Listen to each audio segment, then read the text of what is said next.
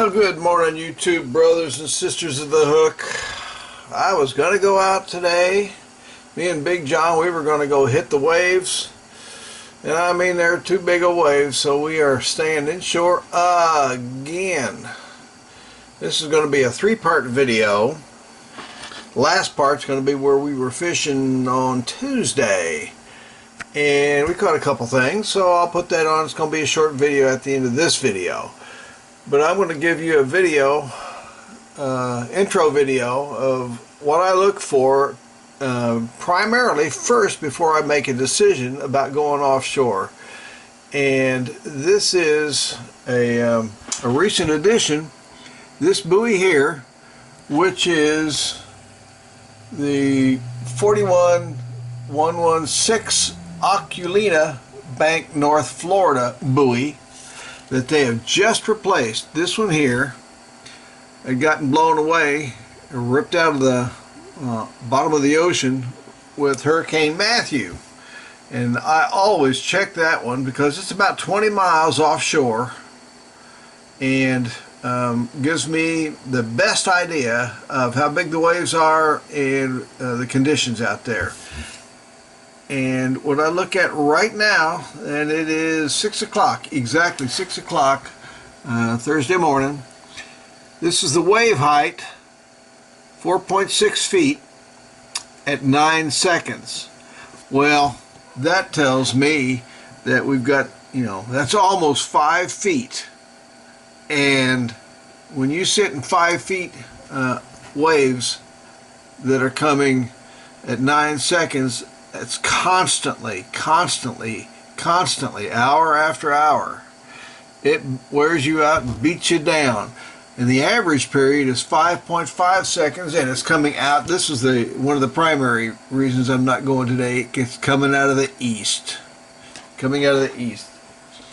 And as I look at the history from last night, at 4:30 was the last reading that it came in at 4.6 feet, and at 4 a.m. it was 4.9. That's almost 5 feet. And 3:30, 4.9, and at 3, 4.6. So, and here at midnight it was only 3.9. Now I'd have gone out probably at 3.9 feet, but all through the night it was building until 4:30 when it dropped a little bit. 8 seconds, 8 seconds, 9 seconds, 8 seconds, so the interval between the waves is getting shorter. So it's even rougher on you. So that's what I use. That's one of the primary buoys that I use. Sometimes if I'm getting southeast winds, I'll check this close buoy. It's only about 4 or 5 miles or something like that off the shore. Water depth is only 9.8 meters. So sometimes I'll check that and it says it's 3.3 feet. Well, that's right next to shore. And it's 8 seconds. Well, 3.3 feet is pretty good sized waves at 8 seconds. And there's nothing I can fish for that close in, so, we're just going to stay on shore today. Possibly go shrimping Sunday night. But what I'm going to do today is I'm going to give you guys a tour of the boat and some maintenance tips, because some of you wanted to know how much it costs to take a boat out to go fishing as an average. And I'm going to tell you, and I'm going to be bluntly honest with you, it's going to be a shock. So I'll get back to you in just a little bit when the sun comes up and I can get out there and show you what's going on. Later. Alright, good morning, brothers and sisters of the hook. I've had a couple of people ask me how much it costs to go fishing.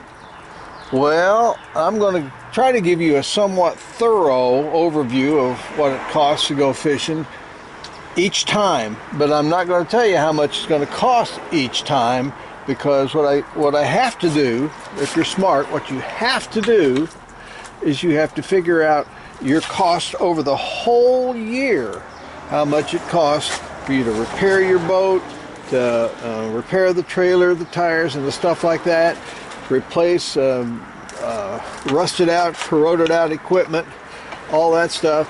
Combine all those costs together over the whole year with how many times you go out, or approximately how many times you go out.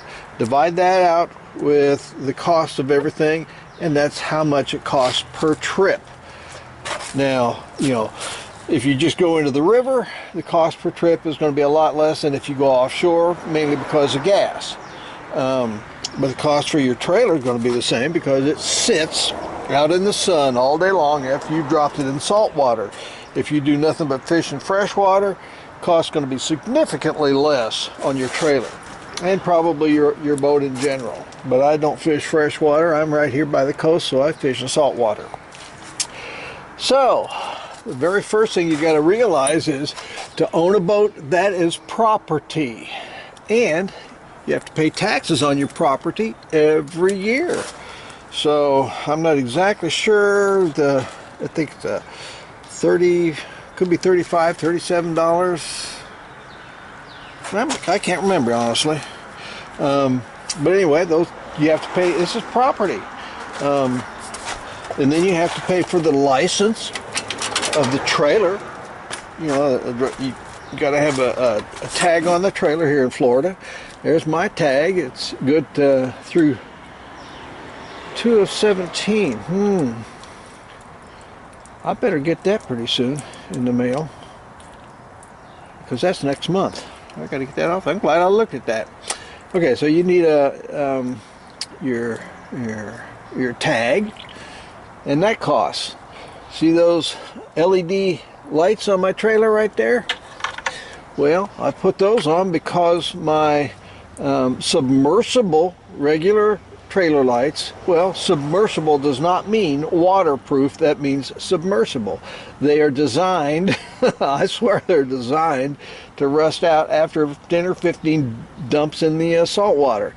So you get yourself some LEDs that are trailer lights that are waterproof. And even on top of that, I'll take some E6000 and put that glue all the way around everything that could possibly have a little crack in it or let water in. So those are LEDs. Now that costs $50 right there. I put those on this year. So, you know, you got to pay for your lights. And then you got wiring. You know, you got to put your wiring in every time. So you got your wiring costs. You know, and if you decide you want to lock your boat, and I do, because people steal stuff. That's just the way it is. Cost you to buy a lock, and you know you got to have chain. So it costs you to buy the chain.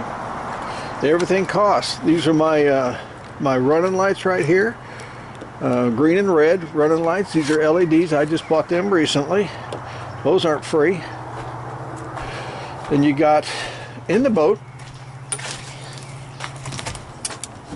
I hate these leaves. Every time I come out there's more leaves, and since my driveway is gravel, you see what happens every time I step in it. I can't get away from it. So I cover, you know, these covers are not cheap. So I cover my seats because I want my seats to last. And then you got a 50-gallon cooler down there, or whatever it is, 80-gallon, whatever.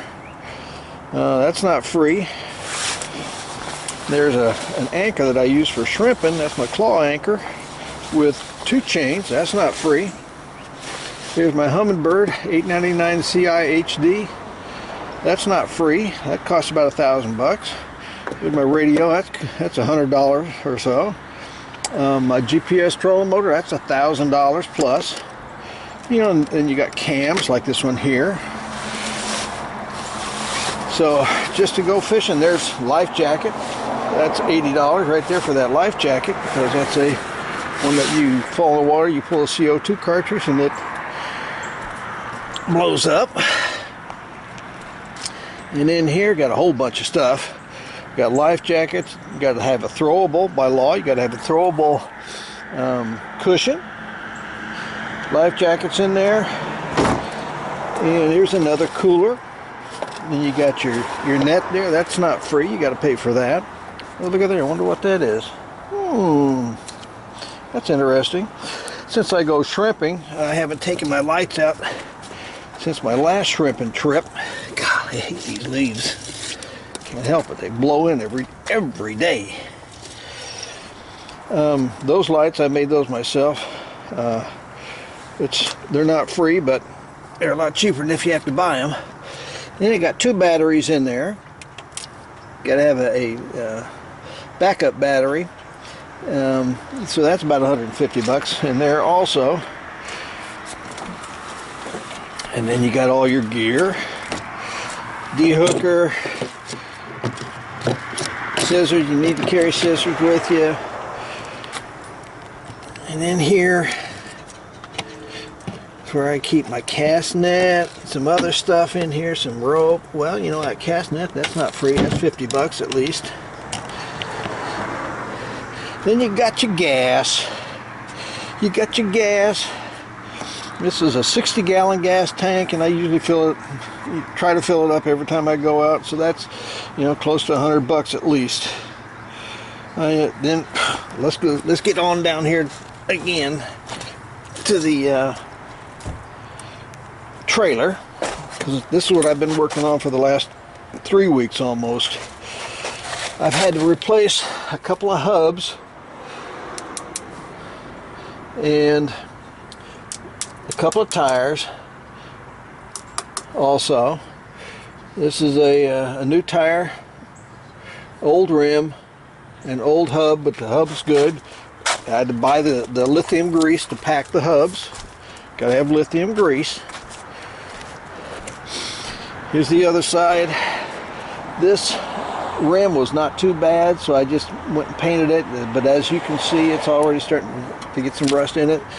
And this rim's not too bad. These tires are all now in good shape. Also, I had a problem with, on the other side, let me go over here, just from use, my trailer step here broke on this side and back here.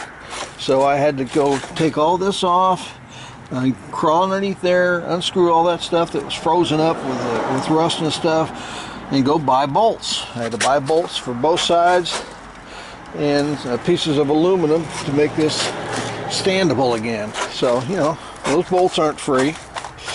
Okay, plus underneath there, brand new springs and all the stuff that goes with it. So I had to buy all that stuff, probably close to $300 just this last couple of weeks. Then you got your radio, your antenna, and last year, at the end of last year, I had to buy 2 antennas because one broke. Actually, 2 broke. You got your fish finder, your GPS, you got your poles.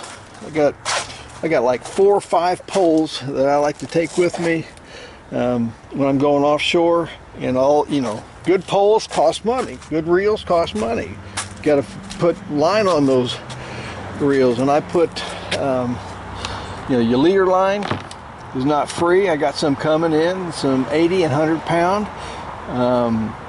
I like to use Power Pro, Max Curato, I think it's called, MAXCUATRO, 100 pound. And then I just changed my leader. Well, you got your swivels, you got your leader, got your hooks. You got to buy hooks too, so that's not free. Okay. Even when you get home, oh, look at that. I wonder what that is. Huh. When you get home, you got to clean your boat out. You got to clean all the salt water off of the tires, the rims, and the springs. Tried to get it all off because it's been baking on there all day long. Little bit by little bit, all year long, it's rusting out. So in about 4 or 5 years, you're going to have to replace those springs again. Okay, some of the hidden costs, you got boat insurance. You don't want your boat stolen, so you get insurance. Not only that, you lock it. And that insurance is, I think, $80-some every 3 months. Then on top of that, let's say I've got a single motor that decides it wants to conk out. Well, if I'm 25, 30 miles offshore, I'm in trouble. So that's why I have sea tow. I have sea tow as my backup. That's my backup kicker motor, sea tow. And that's about $180, $185 a year. Well, that's another cost. Then unlike me, because I'm retired here in Florida, you don't need a fishing license when you're over 65. So I don't need a license, but just about everybody else does. And so you got to figure in the cost of a license. Now, to be honest with you, I figure that my minimum per trip is really between $60 and $80. That's my raw cost per trip, figured out over a whole year, especially if I go offshore.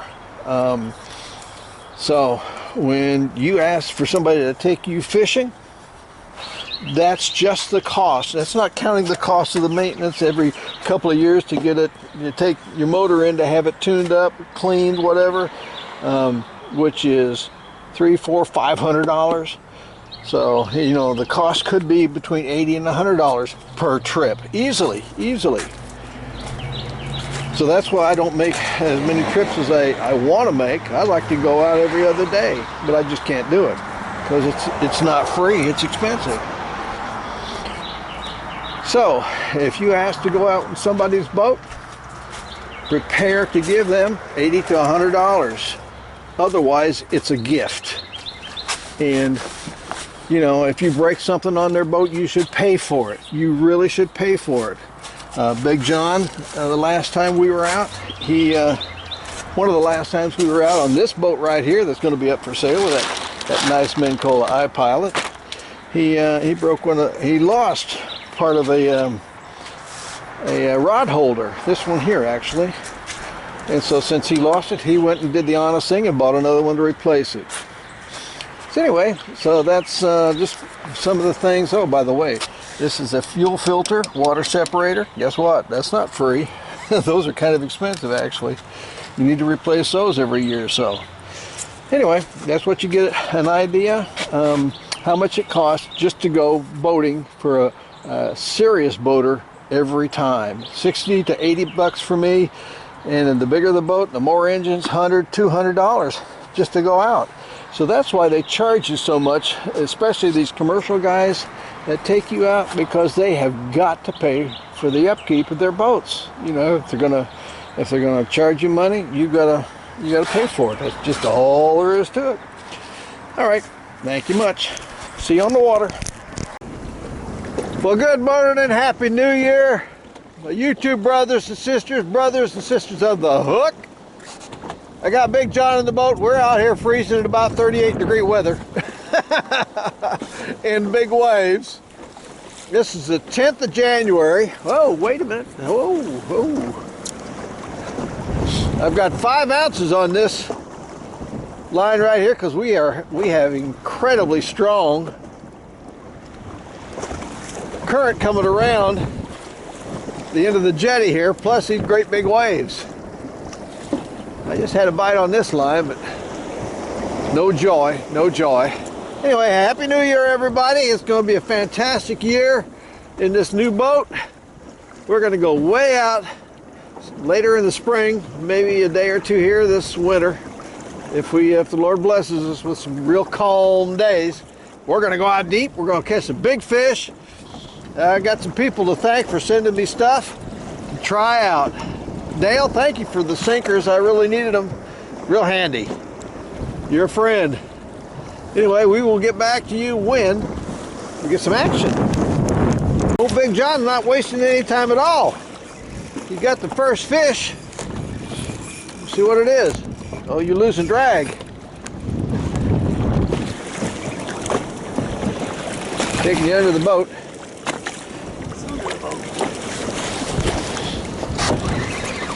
Says he got some bones in it. I tell you, he does. Yeah, this could be Mr. Black Drum. That'd be great.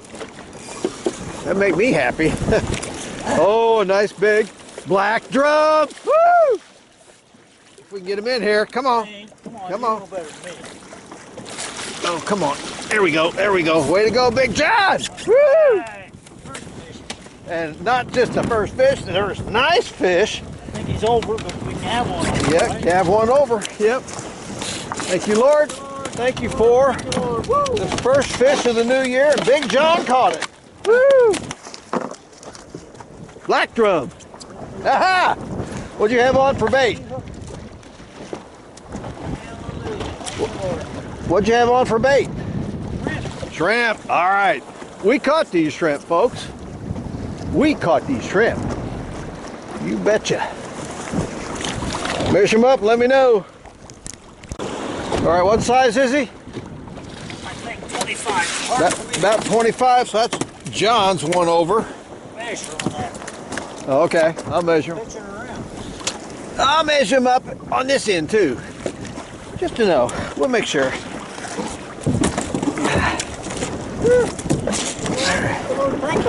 You are right, 25 and about 25 and a half. That's John's one over. It is cold enough out here, folks. We probably don't even need to put them in a cooler. But we will. Now put that bag of ice right on top of them, cool them down.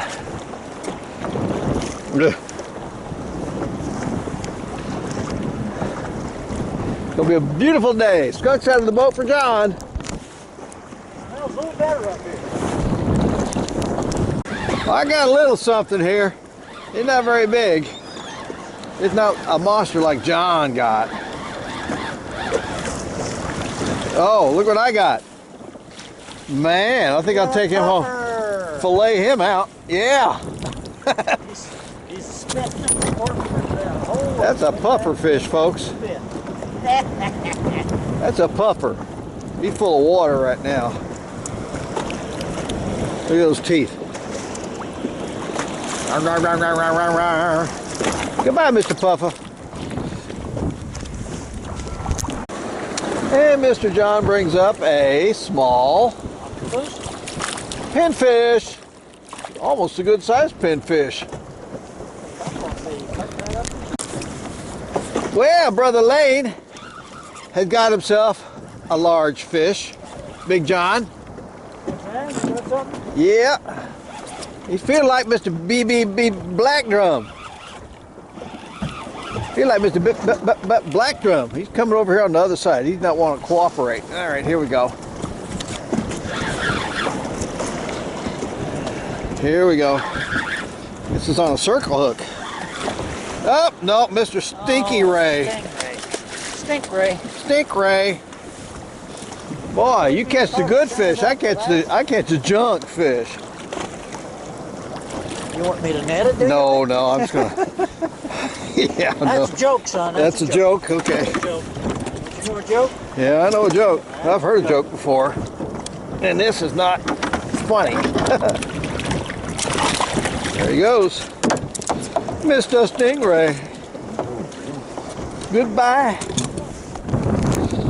Yeah, I might be getting some activity on this circle hook here with a shrimp on it. Oh yeah. We'll see. Hope this is not another Stinky Ray. Hope it's not another Stinky Ray. You're not lunging like a black drum, but we'll see.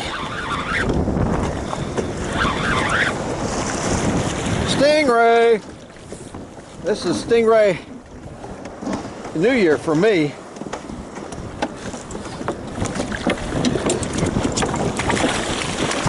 Seems to like his circle hook though. Alrighty. I think this is Stingray Alley here. I got a feeling this is another big one.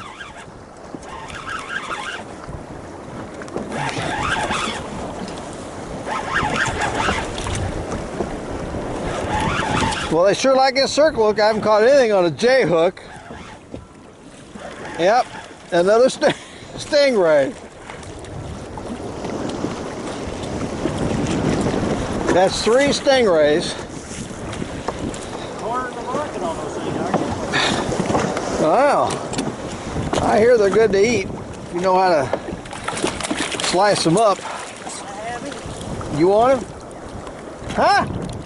Heck no, you got a black drum. They're okay, they're not as good as my drum. Finally something on the old J hook. Hey, this has got some lunges. John, this got some lunges. Maybe this is not a stingy ray. We moved a little bit. Side, you been bringing them too? This guy might be, I'll bring him over here if I can. If I can convince him. I think I'm convincing him.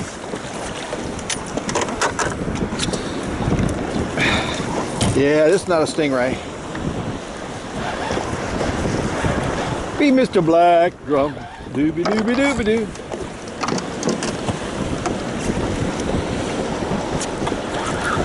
Bring the back closer. There we go. That's Mr. Black Drum.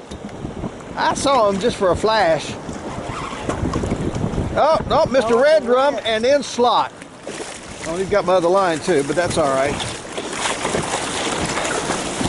That's all right. Oh man, I tell you, you don't want to lean over very far. There we go. Thank you, Big John. Yeah. He looks like he's in slot. He's close. Oh. Now let me get him undone here. I was mistaken, folks. I got that guy on the circle hook. I want to know the size. Me too. I'm getting all stuck here. There we go. Let me get this fishing pole out of the way. I still got some shrimping lights in here, folks. Come on, turn around. He is.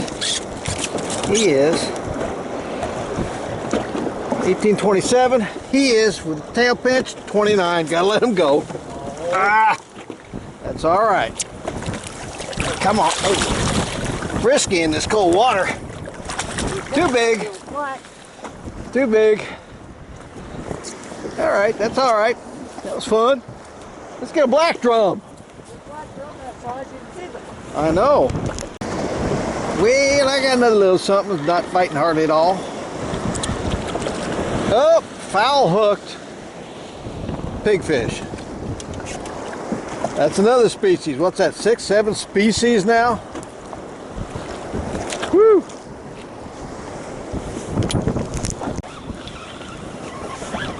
I thought I had something on here. Was a yanking and a jerking like that? Was something trying to get on there? But ain't nothing on there now. We hooked into something, Big John. I can't tell if we got some bones or not. Could be another stinky ray. It's hard to tell in this strong current. My second puffer today. Great big old puffer. That's a big one. Oh, he's full of water. That's what it is. Well, he's bigger than that other one anyway. They are funny, aren't they? That's all I can catch is puffers. You want them? That's all I can catch today, puffers. Pelican wants it. You gonna feed him to the pelican? Oh. Nah. Yeah. Oh, and by the way, you can see I have a gravel driveway, which I hate, but that's just the way it is. This is going to be one of my new little experiments. This is a micro, I guess it's called a micro drone. Only cost me about 30 bucks. Got it for myself for a Christmas present. Got to learn how to use it properly. And when the time comes, I would like to get a waterproof one so I could take out in this boat so that I could send it out while John and I, or whoever, is fishing, and we can video from a distance. Won't that be cool? That's just a new little twist I'm going to try to do. As I learn these things. And this is since this is just a toy, I'm not too worried about it. Okay.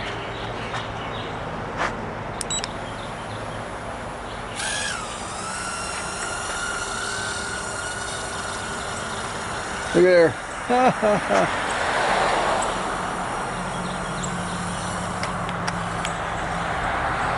Obviously, I don't have control of this thing yet.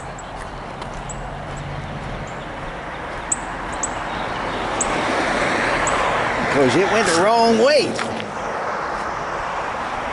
It went the wrong way. All right, let me see if I can make it go the right way this time.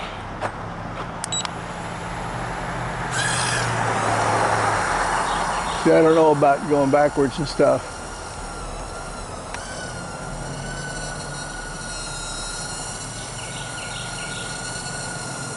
All right, I'm going to turn on. Now that's the video.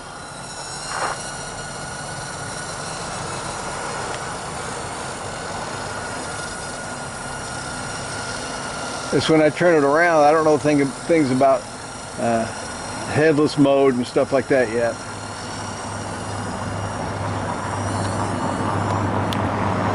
Take it down before I lose it. That's fun.